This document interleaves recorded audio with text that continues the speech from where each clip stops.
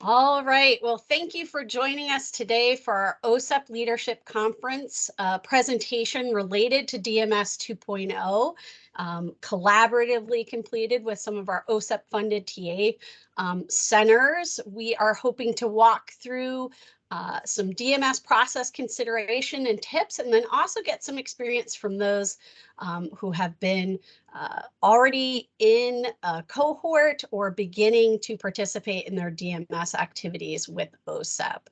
So to introduce our presenters from OSEP today, myself, Dr. Kate Moran, I am the DMS IT facilitator. We also have Brenda Wilkins. She is one of our component leads in the area of general supervision, which covers integrated monitoring, sustaining compliance and improvement, and data. And then we also have Marjorie Thompson, who is our component lead for dispute resolution. So say hello, ladies. All right, thank you guys. So moving right along, we have a packed agenda today. We are going to just do a quick review of some DMS 2.0 basics, including the link for where those materials might be on our website. For anybody who has not participated in DMS yet, this might be your first call. Or your first walkthrough of what DMS is overall. From there, we're going to go into phase one, what that looks like at an overview level, some component considerations across general supervision, monitoring data into dispute resolution, and also fiscal, followed by some considerations for phase two, which is dealing more with your implementation of the topics that we're going to cover during phase one. And then do a brief update and recap of what phase three will be, which some of our cohort participants today are beginning to gear up for. And then we will be turning it over to our TA OSEP funded TA centers to work with some state participants on a panel to give you a actual participation and perspective from those involved in this process. So with that, I'm going to go through some basics of DMS 2.0 and what OSEP has been engaging with related to our monitoring activities. So what is DMS? OSEP has committed to monitoring all of our states and entities on their general supervision systems over the course of the next couple of years during this recent SPP APR package, with the hope to monitor all states and entities during that time frame. Our monitoring activities have now been broken up into 3 phases. So previously, long ago, we would just come out, talk to you, and come on site, and then we would follow that up with a monitoring report with our results, our RDA process. We had a risk assessment where we came on site for some states. Other states we did remote activities. But moving into DMS 2.0 in an effort to be able to engage with both stakeholders, with local participants, with our states in a different way, we have established a new process. So it is broken out into 3 phases. So phase 1 includes a document request and protocol interviews. The phase 2 is our on-site or virtual visit. And that moves through the issuing of the monitoring report. So for phase 2, you as a state or entity will be provided with a month of engagement for phase 2. And at the end of that, 120 days later, hopefully sooner, you'll receive a monitoring report. And at the receipt of that monitoring report, that's when you move into phase 3, which is really the closeout and follow-up. So any findings or non-compliance that is identified during phase 1 or phase 2 would be indicated in our monitoring report. Any technical assistance activities that the team wants to plan with you would occur during that phase 3 time period. So phase 3 is up to a year after the issuance of that monitoring report. And if we need to work further, as always, you have your state leads. We have monthly calls with states and entities, and that work would be ongoing after those activities. We wanted to highlight today where all of our DMS 2.0 materials are. So that includes our protocols, the dates of engagement for our cohort 1 states. So you can see on the website there, we have all of our cohort 1 states that have been announced. We also have all of our cohort 2 states that have been announced. And the dates of engagement for just cohort 1 at this point. Coming in October of 2022, cohort 2 will be receiving their phase 2 month of engagement. On our website as well, you can see our overall, our DMS overall, which is the basic information that I'm walking through today. It also includes our framework, which has evidence. So items that during our monitoring activities, your DMS monitoring teams will be asking for and reviewing, in addition to all of our currently posted and developed protocols. So we have general supervision protocols related to data, your monitoring system, we have fiscal protocols, and finally our dispute resolution protocols.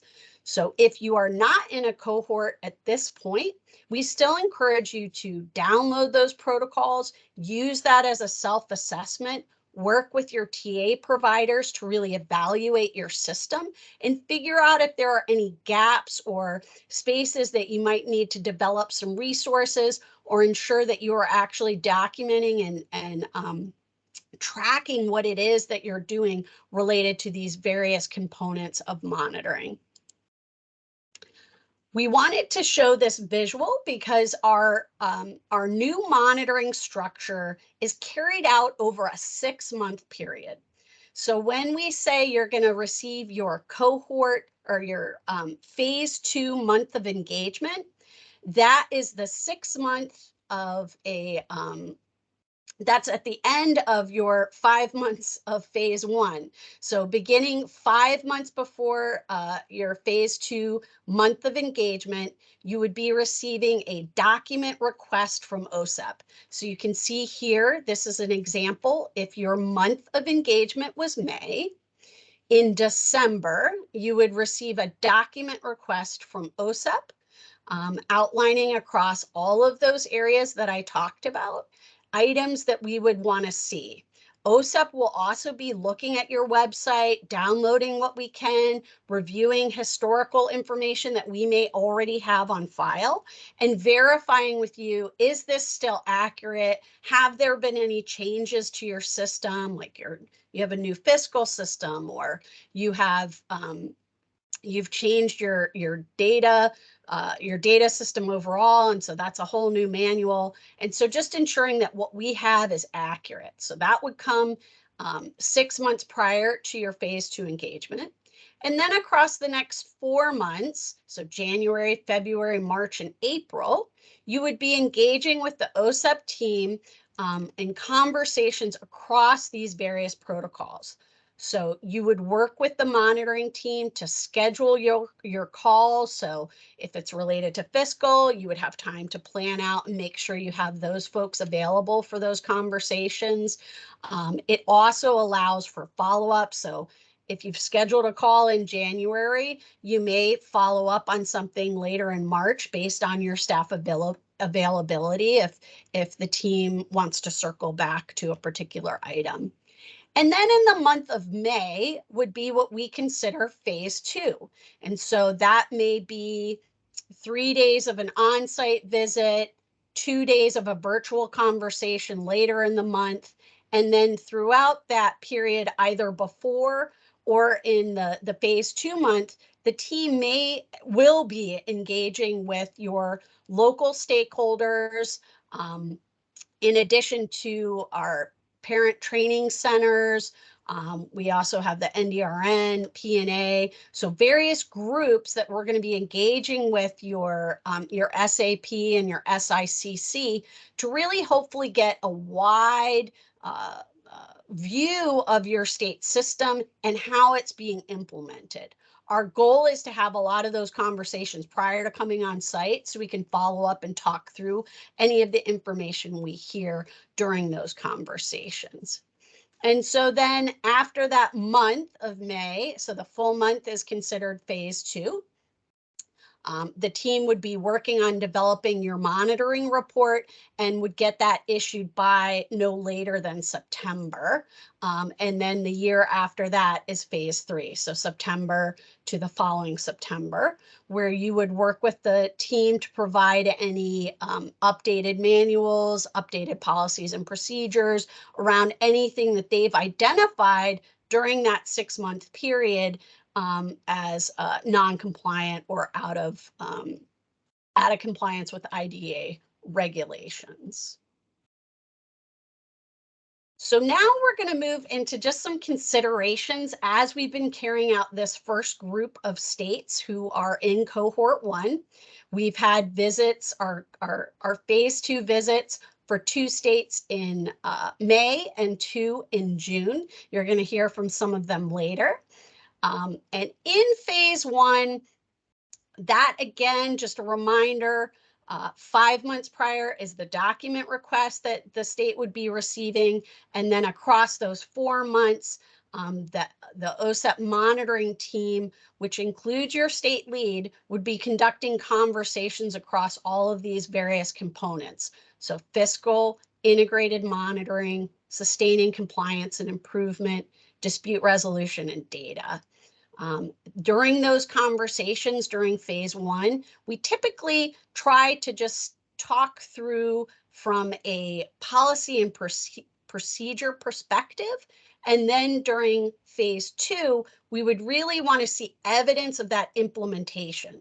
So during phase 1, and Brenda and Marjorie are going to talk through some of the documents and evidence that would be helpful as we begin these conversations, but they may be, blank rubrics or blank file review checklists, things like that. But then coming into phase 2, and we'll talk about this a little more later, we would be looking for actual completed documentation so we can review and really understand how you're utilizing these tools and resources and processes that you've talked us through during phase 1, how you're using them and implementing them during that phase 2 conversation. So with that, I'm going to turn it over to Brenda to talk us through some general supervision considerations. Thank you, Kate. Hello, everyone. During the next couple of slides, I will be going over considerations for integrated monitoring and sustained compliance, as well as data. It has come to our attention, OSEP's attention, that during phase 1 of the DMF process, there are recommendations we suggest states consider as they gear up for their visit. So let's talk about integrated monitoring and sustaining compliance. An important consideration that states should think about is that OSEP gets a clear understanding of a state's general supervision system. Essentially, a state should be able to clearly articulate, 1, their LEA EIS monitoring cycle or schedule, and if this schedule is clearly articulated to local systems, and 2, states should also really be able to identify the components of their general supervision system. Some of those components could be whether they use their data system, dispute resolution data, on-site monitoring, or even self-assessments. It could be different components that we would like to see. Next slide. So in this slide, OSEP feels that it's important to reiterate that states should also be able to describe how noncompliance is identified with each LEA and EIS provider, and that the providers have a clear understanding of this process. It's important that states clearly explain and OSEP understands the mechanisms the state utilizes to communicate how noncompliance is actually identified in your state. Additionally, OSEP wants to stress the importance that states clearly demonstrate or truly talk about the timelines they provide to their local systems to correct noncompliance, and lastly, the evidence that the state uses to verify the correction of noncompliance, and how the state handles long-standing noncompliance. What does that look like, and what is that process? Next slide. So for data considerations, as you prepare for phase one activities for data, the state should really clearly articulate to OSEP how their data is utilized for different purposes. This includes APR data, monitoring, their general supervision system, and also how data is actually used for general system improvements in your state. States should also be able to explain how they inform their LEA and EIS providers, their programs of data collection requirements, which includes but not limited to definitions, timelines, calculations, and other data sources. And lastly, a state should also be able to describe how this is communicated to their local programs. What does that look like? Do you send listservs? Do you send emails? Really demonstrate or clearly articulate to us in OSEP how you do that within your state. So now I'm going to turn it over to my colleague, Marjorie Thompson, that will go over considerations for dispute resolution. Thank you, Brenda. During phase one, when OSEP is talking to states about dispute resolution, we would expect states to be able to clearly describe and articulate to OSEP any informal processes to resolve stakeholder complaints, and clearly describe when and how those processes are used, monitored, and tracked. An example of this could be IFSP facilitation. So it would be important to walk OSEP through how states are using any informal processes to resolve complaints, as well as, again, how they're monitored and tracked. States should also be able to clearly state how they train and inform local programs and parents about dispute resolution, and submit any evidence of trainings that were used, such as PowerPoint trainings, brochures, etc. The state should also be able to walk OSEP through their procedures and mechanisms for tracking and monitoring all state complaints, due process, and mediation requests. A simple walkthrough of procedures is helpful, but it's also helpful to hear from the local component will hear about how that's handled, but we really want to hear from the state how they're working with local EIS providers or LEA providers and implementing dispute resolution. Next slide, please. Again, during phase one, states should also be able to share with OSEP how state complaints and due process decisions impact the state's training and technical assistance to local programs, submitting examples, if possible, as well as share how policy and procedures are implemented at the local level. And next, I'm going to turn it back over to Kate to discuss fiscal. Thank you, Marjorie. I think one of the big takeaways that we hope states hear in this presentation is many of these processes are very familiar to you, the state. You're dealing with it on a daily basis, but your OSEP monitoring team is really coming in fresh, not having experienced these processes from beginning to end. So just taking that time and understanding, we may ask again the same questions just to try to make sure we're really understanding what's happening, so that when we walk back to our own office and talk this through as a team, we're really clear on the information and processes that you, the state, have in place. So sometimes it may seem that we ask the same question over and over again, but there may be a nuance there that is included that we're trying to really get out of the question, that hopefully at the end of it, when the monitoring report comes back, it'll be clearer and we'll be able to engage in a more technical assistance type conversation.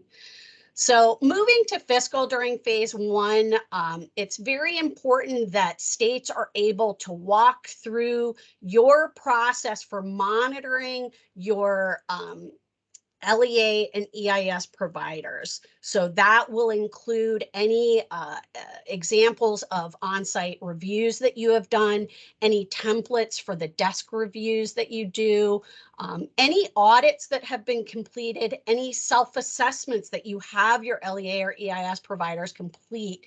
It would be helpful to your OSEP monitoring team to review those and have copies of those. Again, they don't have to be completed, but it's really important, specifically with the fiscal area, that you have those written policies and procedures related to your fiscal monitoring. So any manuals that you would have related to that, your user guides, and being able to really walk OSEP through from start to finish, and having, you know, your fiscal staff on is great if they're able to really communicate that process for monitoring and evaluating the use of those IDEA funds. We also would want included in there that timeline for reviewing this information, the schedule that this all occurs. And for Part B, thinking about risk assessments. What risk rubrics are you using? What types of rubrics are you using? What are the components in that risk assessment that you're utilizing related to these fiscal pieces? And if you have received any audits, what was the resolution of those audits? Do you have examples to provide to OSEP if there were corrective actions that were put in place as a result of that audit? Any movement of funds that occurred as a result of that audit, and maybe any revisions to contracts that may have occurred as a result of that audit as well. Additionally, when we're thinking about our Part C programs, we're really looking at that single line of responsibility. So your system of payments, being able to walk OSEP through that approved system of payments, your payer of last resort provisions, and how those are actually being carried out. So it's one thing to see those in writing in those regulations that you have at the state level that were approved, but it's important to be able to walk OSEP through how that's actually being implemented procedurally, and how that's trained, explained, understood by your EIS providers. And that also includes any insurance consent provisions. So any of those documents related to how you're utilizing or not utilizing insurance would be important to have on hand for that conversation with OSEP. So with that, we're going to move to phase 2, and we'll pick up the pace here a little bit. So during phase 2, as I discussed earlier, that would occur during that 6 months. So you would be identified if it's May, if it's October, that would be your phase 2 month of engagement. And throughout that month would be a variety of activities.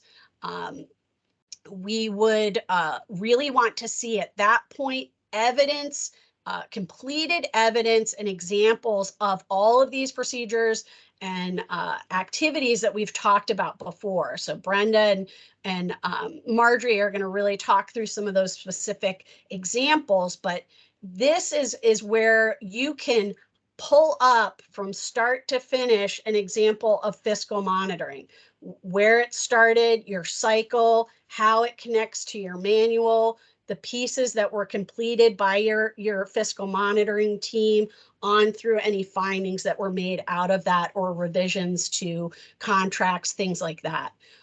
Just keeping that in mind across all of these areas, that for the OSEP team, again, it's very familiar to you, the state, but it's very helpful for us to see it linearly in practice, to help us better understand what it is you're doing to support the implementation of IDEA.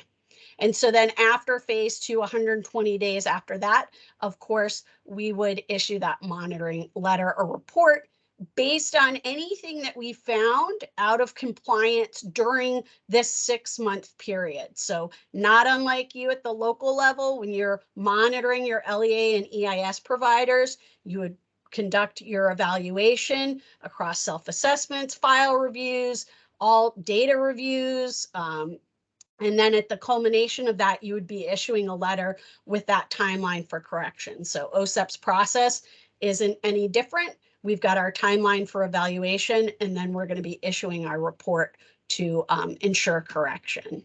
So with that, I'm going to turn it back over to Brenda to walk through general supervision considerations. Thanks, Kate. I appreciate that walkthrough. So to Kate's point, during phase one, OSEP got a clear understanding of your system based on the document request and looking at your policies and procedures. So during phase two, OSEP wants to see that evidence of those procedures. So in the next couple of slides, I will include considerations during phase two. And right now I'll be going over general supervision. So one thing a state should consider during this time is that you should be able to provide actual examples or documentation of monitoring activities with your LEA or EIS providers. If a state uses their data system, it is important to demonstrate how they're using their data system to identify and verify correction of noncompliance within your state. And it is also really imperative for states to provide specific examples and documentation of what a state uses to verify that correction of noncompliance. So essentially, OSEP wants states to clearly demonstrate and explain the components of their monitoring system from start to finish, like Kate said earlier, with actual letters, reports, timelines, and that evidence they review to verify the correction of noncompliance. Next slide. Thank you. So I'm going to go over considerations for data for phase two. So one, the state should not only explain, but demonstrate how they utilize their data system in terms of using their SPP APR data, in addition to related requirements. An example of this is a state walking OSEP through their data system in real time. Like, we've seen your data system, we can see how it's done. This is how you do it. Secondly, explain and demonstrate, or actually demonstrate, how often the state reviews their data for monitoring or just general supervision, general system improvements. What does that look like? How is it done? Also, provide a demonstration and clearly articulate a state's data cycle and how they train their local education agencies and EIS providers. We want to see that evidence. We want to see how that's utilized and the takeaways your local programs get from those trainings. And then lastly, showing examples, clear examples of sample data sets, and demonstrate how a state utilizes the data to identify noncompliance and then issue findings. Next, I will turn it back over again to Marjorie to talk about phase two considerations for dispute resolution. All right, thank you, Brenda. Welcome. So during phase two of dispute resolution, like everyone said, we have an understanding of your systems. We've gotten a lot of data through the documentation request, but here is where you can give us a hands-on approach of and provide evidence of your system and how you're tracking dispute resolutions. We're really wanting to know how and who is tracking the information. That would be really helpful to have a state walk us through that. OSEP also wants to see evidence of procedures for ensuring compliance and implementation of the hearing officer's decisions, and provide any examples, if any, of how dispute resolution has impacted the state's general supervision system. We also want to see examples of how hearing officers' training is tracked, in particular how their training is tracked related to Part C and Part B of IDEA. So again, just during phase two of dispute resolution, to give us a hands-on example as best as you could of how the state is tracking your dispute resolution cases and how that's impacting your general supervision system, as well as hearing officers training. So again, I will turn that back over to Kate for fiscal. Thanks, Marjorie. So during phase two, with our fiscal considerations, we're going to want to see evidence of the items that you have walked us through before. So those completed fiscal monitoring reports of your local LEA or EIS providers. We'll want to see if there were any audit findings, what those were, how that was closed out, what corrective action plans were put in place, and an actual example of those, so that the actual documentation, so not just a blank form from that. Any closeout letters, we would want to see evidence of that as well. And then with our if you have a listing, if you've reviewed with the team during phase one, those procedures for resolving these single line audits or any monitoring findings that came out, using that as a framework to walk the team through with examples at each point. So the audit finding came in this way, then we went through here to the corrective action plan, then we communicated during this timeline, and having a real clear kind of walkthrough if possible, knowing that systems have lots of different strands going on at the same time. But it's just very helpful for the team to see that in a succinct way as we complete our protocols and answer the questions that are on those. And so before we go to phase three, I just want to highlight that these considerations that we've walked through today are at a very high level. We really strongly urge you to download those protocols, review the evidence that's on there, and look at those overarching questions at the top. They cover a lot of the information that we've talked about here at a real high level. And we will be following up with our monthly TA calls, trying to do a little bit of a deeper dive in each of these areas as much as we can to help support states as you're engaged in monitoring. With that ultimate goal of just improving outcomes for our infants, toddlers, children, and youth with disabilities. So during phase three, which would be the closeout and follow-up, so after your monitoring report has been issued, which is within 120 days of the phase two activity, you would be provided a monitoring report that would include information of what we reviewed and if there was any non-compliance identified in that process and any corrective actions that we would like the state to take at that point. You would begin actively working with the OSEP monitoring team to identify evidence, collaborate on any timelines if anything would need to be revised, and really work to get evidence and materials so that we can close out these findings and assist you, the state, in ensuring that you have the correct IDA practices in place to ultimately achieve that goal of improved outcomes for our kids. So with that, we want to thank you. We know that was a quick run through, but we're very excited about this next portion. So I'm going to be turning it over to Sharon Walsh, who's going to introduce our state panel. And I'm really looking forward to a robust discussion. So with that, take it away, Sharon. Thank you, Kate, very much. This is going to work so well because this is Sharon Walsh. I work with ECTA and DAISY. And on behalf of my TA colleagues across the Part B and Part C TA systems, I want to tell you that we are very pleased to introduce this part of the session of the program. And we've got 4 state leaders who are willing to come and share, and we're so pleased they are, their approaches and their experiences so far with the DMS process. We have 2 state Part C leaders and 2 Part B leaders, and we would like to begin that process now. So thank you all. While we keep this slide up, I'd like to introduce the 4 of you, and then we'll take the slides down and just have the cameras up and have a nice informal conversation.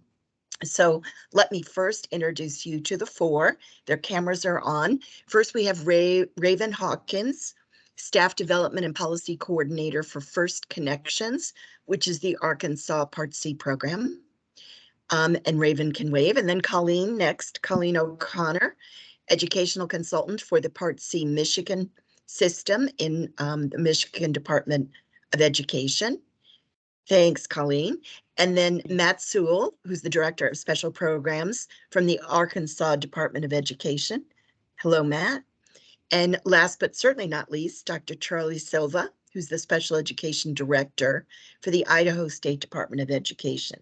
And there's Charlie in my upper left screen, not sure where yours is. So how about, Kate, if we pull down the slides at this point, and we'll begin our conversation, and we would like to keep this very informal, but I think I'd like to start us off using the same order that we used when you all were doing your presentation on the various phases.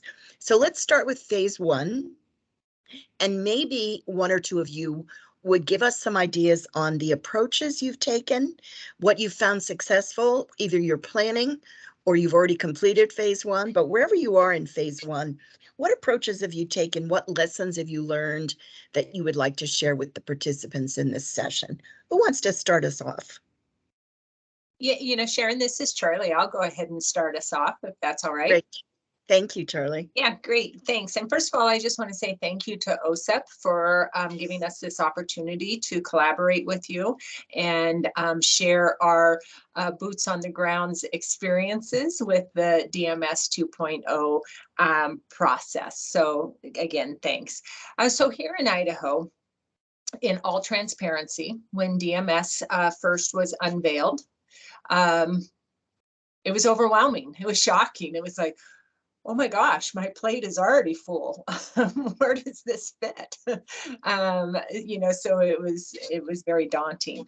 But what I did personally is I took a step back as the first piece of it, and I just reflected because as a leader and as my colleagues who are my fellow leaders, we set the stage. So I made a decision that the stage I was going to set is this whole DMS 2.0 process is an opportunity. I did not want my team to view it as let's check the box and move on.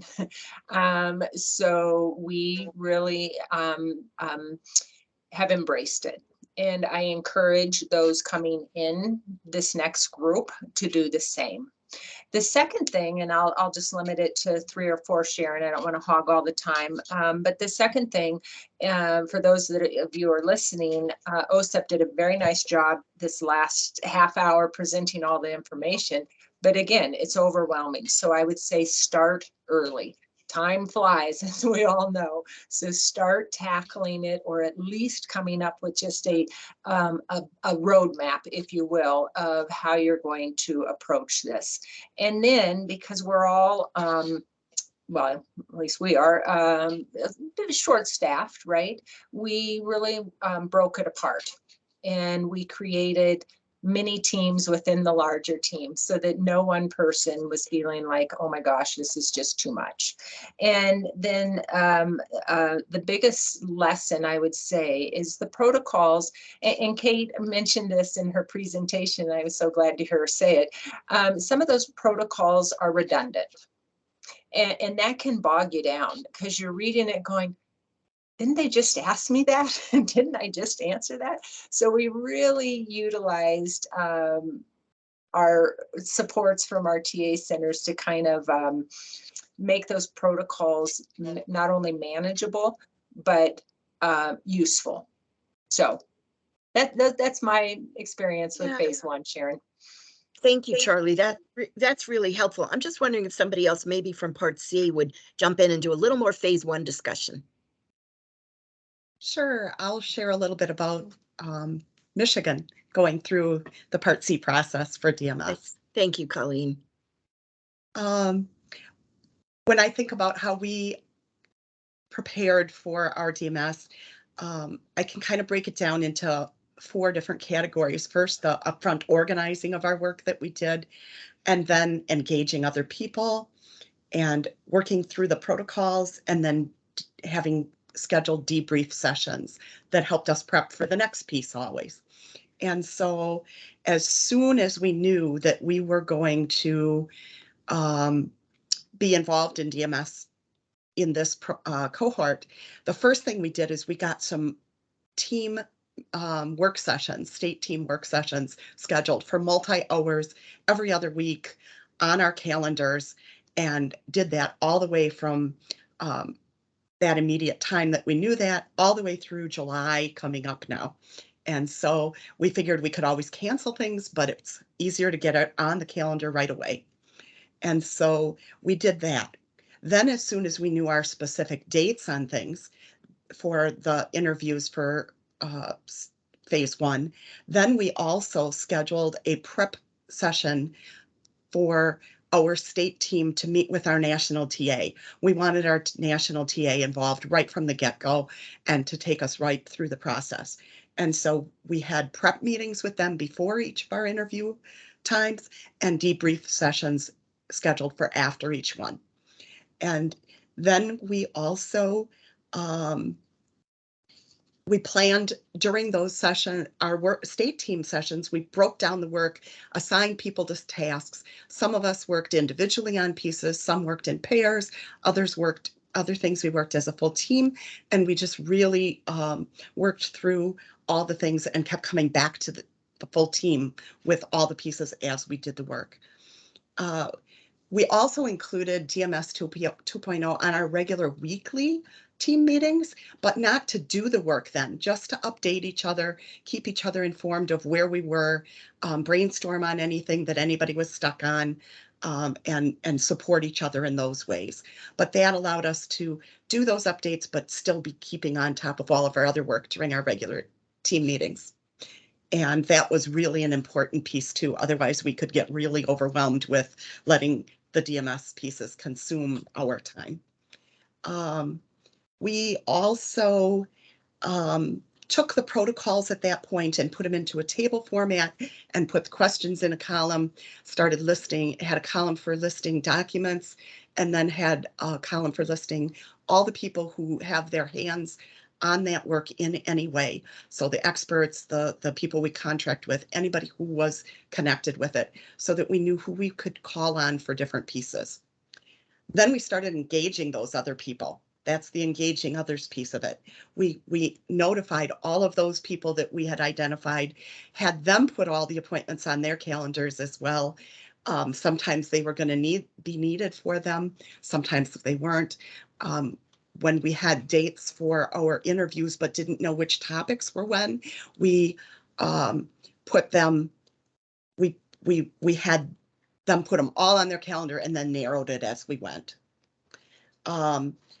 We started sharing those protocols. We shared the protocols with them as well, so they knew exactly what we were looking for information from them. We also worked through the protocols, and we set up electronic folders to gather all the documents, a separate folder for each protocol. And when we started working through the protocol, we started looking at every question individually, and that became really overwhelming.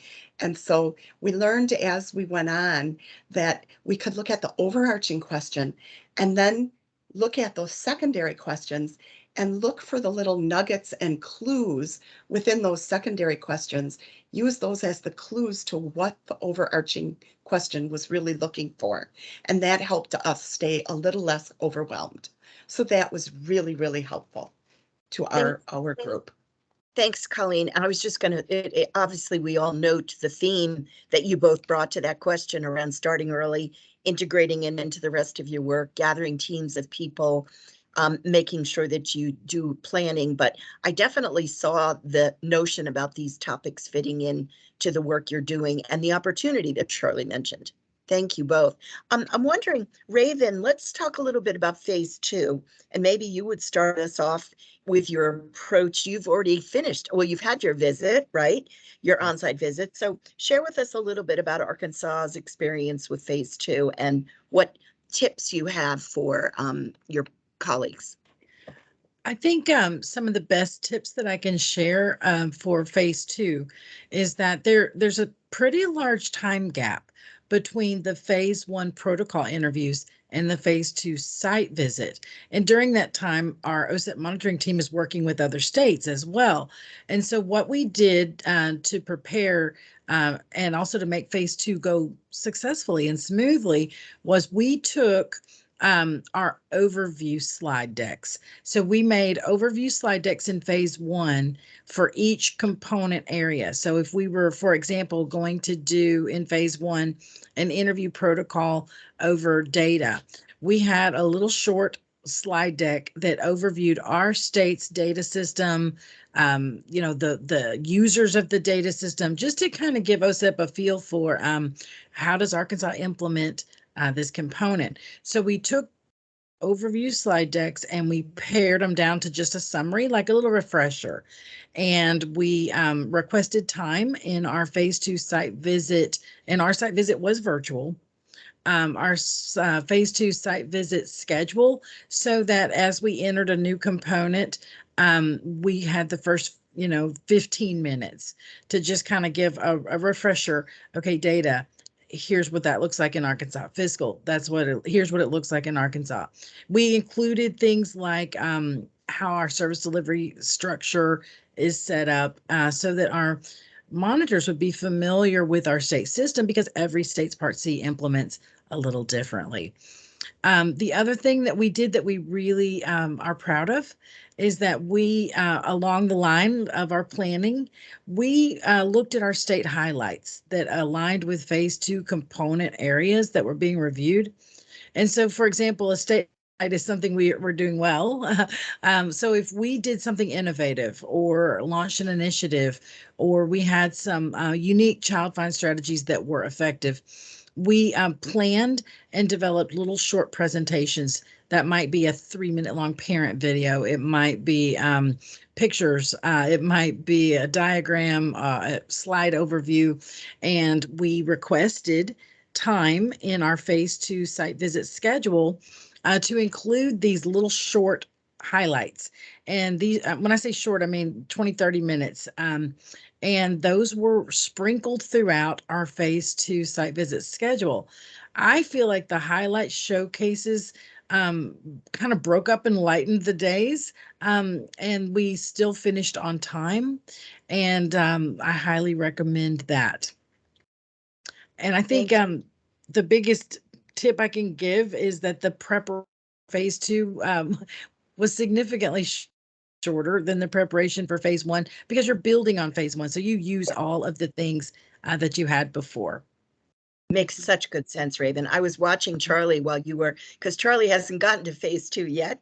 She's Right. preparing. So I was watching her, particularly when you were speaking, Raven. Charlie, did you want to add anything there? Yeah, I absolutely do. Thank you, Sharon. And complete the protocol tools. And this is the reason I just love being a part of this, because as Raven was talking and just in prepping with my colleagues, I've learned so much already, because as you said, Sharon, we're not quite in,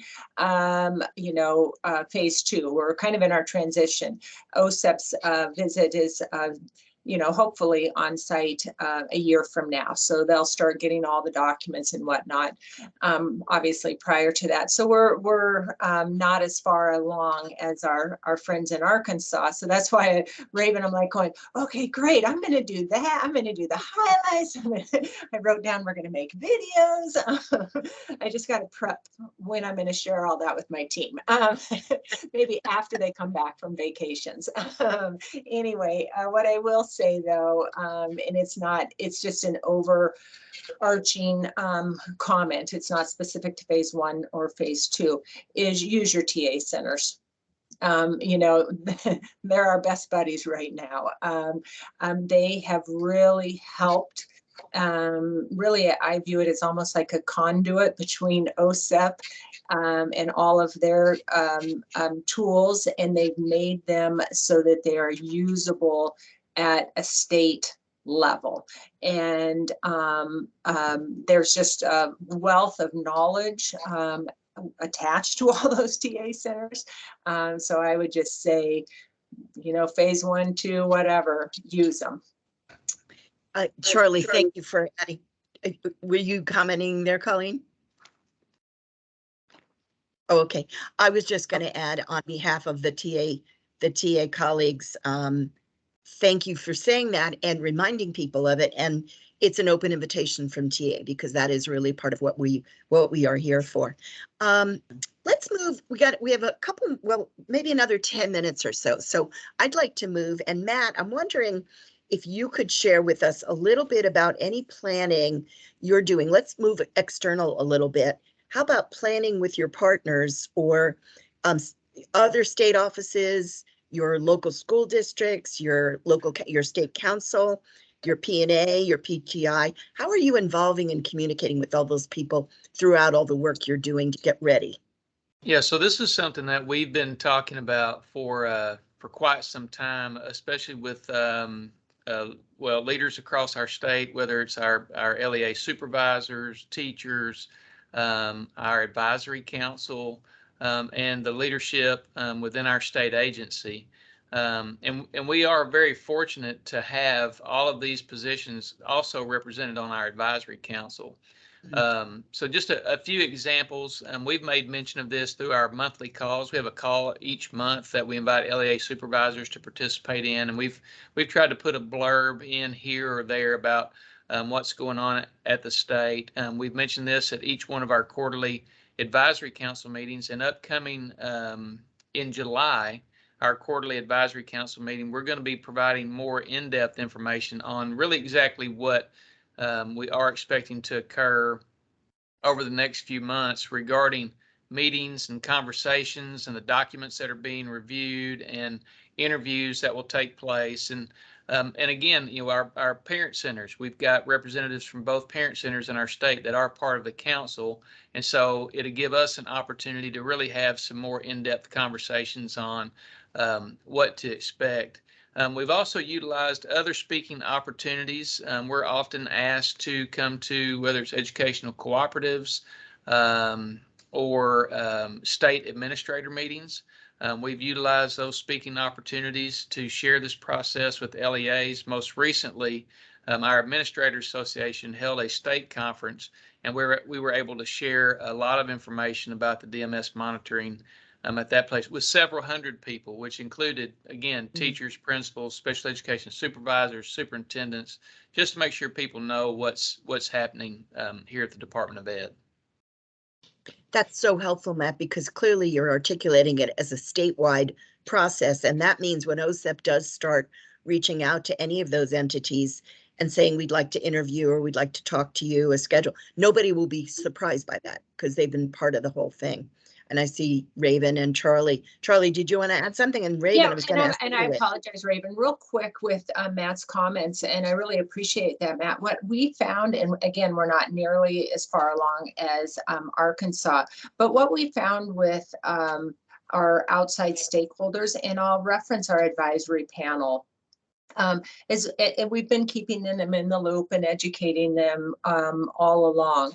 But what I found early on, and I would share or advise those that haven't yet started to really take this seriously, and that's the language. A lot of what is in and provided through OSEP isn't necessarily parent friendly and understandable to parents. So we really had to take a step back and look at our language and try to align it, if you will. Okay, OSEP is asking you this. This is what it really means. This is what we call it, and whatever. But really that importance of looking at terminology, all of that, because we found with our parent group, they just looked at me like, what are you talking about? Yeah, that's very helpful. Just me. Yeah, no, thank you, Charlie. And people were nodding while you said that. So maybe how about Raven? And then if Colleen wants to add anything, we can do that. Before we move to our last question, I'm going to ask Matt to kind of say if he has any phase 1 or phase 2 suggestions he wants to make. But Raven, how about if you speak a little bit about to these external partners, if you will? I'm kind of proud of something that we did here in Arkansas. We held a preparatory meeting for our Interagency Coordinating Council and also with Part C providers who were selected for interviews so that they would understand the purpose of the OSEP interview and kind of what to expect. And we were able to answer questions that they had. We also set up a doodle poll for our ICC members to vote on a date and time for their ICC interview where most could be available, so that we were able to work with our OSEP monitoring team to schedule that interview. And so that's one way that we engaged our partners. We have to start collecting all these tips for everybody. Great ideas, Raven. Colleen, did you want to add anything? We did use a lot of our normal communication things. We have regular Zoom meetings with our local service areas. And so we use that as an opportunity to constantly keep them informed and keep giving them a little more information, so that they knew what we were all discussing at different points and learned a lot about the process as well too. And it sounds like as it was building and as the year was going by, you were doing that. Great. So Matt, you heard before when we talked a bit about phase 1 and phase 2, is there anything in particular you would want to share about your approach to those 2 phases before we move to the last question? We're just now entering phase 2, but I would say regardless of what phase you're in, do not wait to start. Begin thinking about those systems of communication that you're going to have, whether it's internally with your team or externally with your partners, especially those TA centers. Go ahead and start identifying who your team will be, or identify your leaders in each of those specific areas that you're going to be monitored. For instance, phase 1, we started phase 1 over a year ago. Everything kind of stalled out. But when we first started that, it was with the finance piece of it. And one of the pieces one of the groups that I left out was our legislative audit division. And I recognized in the middle of the questioning that, hey, I don't have all the people that I need here. So don't make Matt's mistake. Really start looking at those protocols and identifying who are the supports that you need, whether it's internally in your state agency, maybe outside your state agency, and those TA providers as well. And then identify which pieces you have, identify what you don't have and what needs to be updated, because that's where the TA centers can really provide you some support in making those needed revisions or updates. Thanks, Matt. Boy, this is so helpful. I can only imagine what people are thinking who are listening to this session during leadership. How about this? We have a couple more minutes, and you've all shared so many great ideas and tips. If there's one either repeat or outstanding item you'd like to share, let's just do a quick round robin as we wrap up and turn it back to OSEP. What's your one strongest tip? And then folks may end up contacting you. You know they might. Who wants to start? I'll start, Sharon. Okay, One is very tough for me, but I would say, own the process. This is the opportunity for your state to showcase to OSEP all the great work and all the great things you're doing to improve outcomes for students with disabilities. I'm sure, well, I'll speak for myself, we're not perfect. I'm sure, if we have findings, we have findings, but we are going to approach it but look at all the great things we are doing, and we go from there. Sounds good. Thank you, Charlie. Really good advice. Colleen, how about your biggest tip, your biggest takeaway? I would say the biggest takeaway would be to really plan, be prepared. But in the end, after all of the preparation that you do get done, if there's things that you weren't planning to do yet for prep, let go and just be in the moment and really have that confidence in your program, in what you're doing, and take pride in your work and let it show. Great, Colleen. Matt, you want to build on that or come up with a different one for us? Yeah, I would go back to that system of communication piece. Really, you need to be in constant communication with your team. I have a pretty large team here, and so as we are looking at who's responsible for what pieces, be in constant communication with that team. Lean on each other, look for those updates, and then also the second piece is don't be afraid to ask for clarity. I mean, OSEP is great to provide clarity if you ask for it. And so think about the questions that you have as you're working with your team, the communication piece, again, such a vital component, and ask for clarity. Good. That's an additional really good tip for us. Raven, you get the last word. Thanks. My best advice is to organize. There's a lot going on.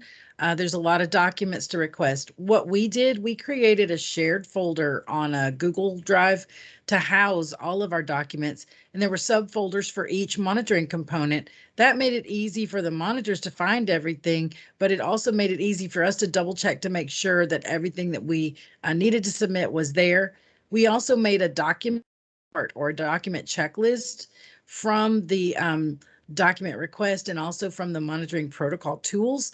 And so it was basically a chart when there's a column that listed a description of the tool and then a column that listed the file name. So it made it easy to go back and look to make sure that everything that we said we were going to provide was actually there. And then during phase 2, we were able to use that document to refresh our memory of what we had submitted in preparation for phase 1. So organizing everything in one place eliminated a whole bunch of emails with attachments or maybe something being left out. Lots of nodding when you said that, Raven. And the additional piece I've heard there from one of you, I'm sure, is that you even code in that document list the various protocols and questions that particular document answers so that you can deal with that overlap. Some documents respond to different questions in different protocols, but you kind of that all organized. We completed the protocols. We didn't just use them. We typed our answers on the protocol tools and shared them with all the people who were going to be involved in the monitoring calls so that everybody was prepared. Matt was nodding when you said that as well, actually, as Colleen and Charlie were. I want to thank the 4 of you so much on behalf of the TA systems for sharing all this expertise and experience.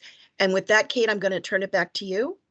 Thank you so much. And Raven, I'm so excited that you shared that Google Drive. I meant to highlight that earlier, but I want to start by saying to both you and Colleen, what an applause I give to you and your team for being the first in this group. You had to jump right in. You had visits in May, and we are currently on site with some other folks in their June visits, but really hats off to you because it was a very quick turnaround and you guys really jumped in. And from OSEP, I know we wanted to say thank you for that. We know it's been kind of a fast moving train and we're building the pieces as we go, but really that file organization was something we had meant to highlight in our section. So I'm so glad you shared it because Raven, that Google Drive was really great for the team to be able to see where the pieces went.